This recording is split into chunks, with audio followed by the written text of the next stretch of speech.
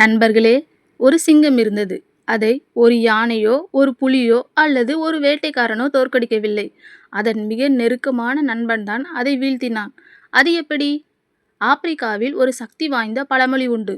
ஒரு மரத்தை அழிப்பது வெளியில் இருக்கும் பூச்சி அல்ல, உள்ளே இருக்கும் புழுதான். இந்த பழமொழியின் உண்மையான அர்த்தத்தை சொல்லும் ஒரு அற்புதமான கதையைத்தான் இன்னைக்கு நாம பார்க்க போறோம். வாங்க கதைக்குள்ள போகலாம். பல வருடங்களுக்கு முன்பு ஒரு பெரிய காட்டில் ஒரு கம்பீரமான சிங்கம் வாழ்ந்தது. அதுதான் அந்த காட்டின் ராஜா. அதன் கர்ஜனையை கேட்டாலே மற்ற எல்லா விலங்குகளும் நடுங்கும். ஆனால் அந்த சிங்கத்திற்கு ஒரு சிறிய பலவீனம் இருந்தது. யாராவது தன்னை புகழ்ந்தால் உடனே நம்பிவிடும். அந்த பலவீனத்தை ஒரு நரி கவனித்தது. அது எப்போதும் சிங்கத்தின் அருகிலேயே இருக்கும். மன்னா, உங்களைப் போல ஒரு வீரன் இந்த உலகத்தில் யாருமே இல்லை. உங்களை பார்த்தாலே மலைகள் நடுங்குகின்றன என்று தினமும் புகழ்ந்து தள்ளும். சிங்கமும் அதை உண்மையான நண்பன் என்று நம்பியது. ஆனால் சிங்கம் இல்லாத நேரத்தில் அந்த நரி மற்ற விலங்குகளிடம் வேறு மாதிரி பேசும். நம்ம ராஜாவுக்கு ஒண்ணுமே தெரியாது, அதிர்ஷ்டத்தால் தான் ராஜாவாக இருக்கிறான் என்று பின்னால் கேலி செய்யும். ஒரு நாள் அந்த காட்டிற்கு ஒரு பெரிய யானை வந்தது. அது மிகவும் வலிமையானது. எல்லா விலங்குகளும் அதை பற்றியே பேச ஆரம்பித்தன. இதை கேட்ட சிங்கம், நான் போய் அந்த யானையை பார்த்து வருகிறேன் என்று கிளம்பியது. அப்போதே நரி தனது வேலையை ஆரம்பித்தது. மன்னா, ஒரு விஷயம், அந்த யானை ரொம்ப பெரியதாம். உங்களால் அதை வெல்ல முடியுமா? ஏதாவது நடந்தால் என்று மெதுவாக சிங்கத்தின் காதுகளில் சந்தேக விதைகளை விதைத்தது. சிங்கத்தின் மனதில் முதல் முறையாக பயம் தோன்றியது. சிங்கமும், ஒருவேளை நான் தோற்றுவிட்டால், ஒருவேளை எல்லோரும் என்னை பார்த்து சிரித்தால் என்று யோசிக்க ஆரம்பித்தது. இறுதியில் சிங்கம் வெளியே போகாமல் தனது குகைக்குள்ளேயே இருந்தது.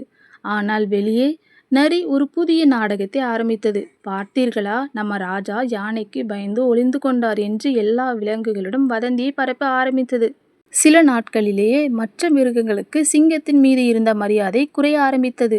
அந்த சிங்கத்தை வீழ்த்தியது யானை இல்லை, அதன் மனதில் விதைக்கப்பட்ட பயம்தான். ஒரு நாள் ஒரு வயதான ஆந்தை சிங்கத்திடம் வந்தது. அது ஒரு உண்மையை சொன்னது. மன்னா, அந்த யானை உங்களை தேடி வரவே இல்லை. அந்த யானை இந்த காட்டை விட்டு பல நாட்களுக்கு முன்பே சென்று விட்டது. சிங்கம் அதை கேட்டு அதிர்ச்சி அடைந்தது. அப்போதுதான் அதற்கு புரிந்தது, தன்னை பயமுறுத்தியது யானை அல்ல, தன்னுடைய அருகில் இருந்த நண்பன் என்ற பெயரில் நரியின் வார்த்தைகள்தான். இதுதான் அந்த ஆப்பிரிக்க பழமொழியின் உண்மையான அர்த்தம். மரத்தை வெளியிலிருந்து வரும் பூச்சிகள் அழிப்பதில்லை, அதன் உள்ளே இருக்கும் புழுதான் அழிக்கும். அதே போல நம்ம வாழ்க்கையிலும் வெளிப்படையான எதிரிகள் பெரிய ஆபத்து இல்லை.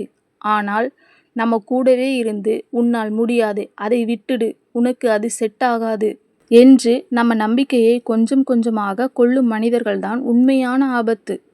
இப்போ நீங்கள் ஒரு புதிய தொழில் ஆரம்பிக்கலாம், ஒரு யூடியூப் சேனல் ஆரம்பிக்கலாம், இல்லாட்டி ஒரு புத்தகம் எழுதலாம். அதுவும் இல்லைன்னா ஒரு பெரிய கனவை நோக்கி நீங்கள் நடக்கலாம்.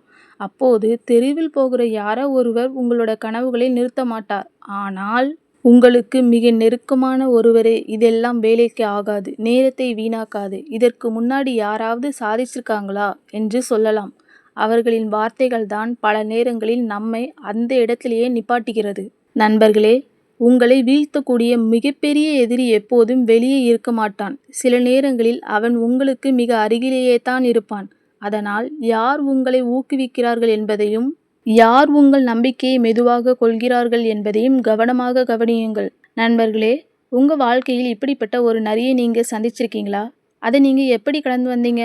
உங்களோட அனுபவத்தை மறக்காமல் கமெண்ட்டில் சொல்லுங்கள். அதுக்கு முன்னாடி இந்த வீடியோக்கு ஒரு லைக் பண்ணிவிட்டு இந்த வீடியோ ஷேர் பண்ணுங்கள். மறக்காமல் சப்ஸ்கிரைப் பண்ணுங்கள். நம்ம அடுத்த வீடியோவில் பார்ப்போம். தேங்க்யூ ஃபார் வாட்சிங் ஃப்ரெண்ட்ஸ்.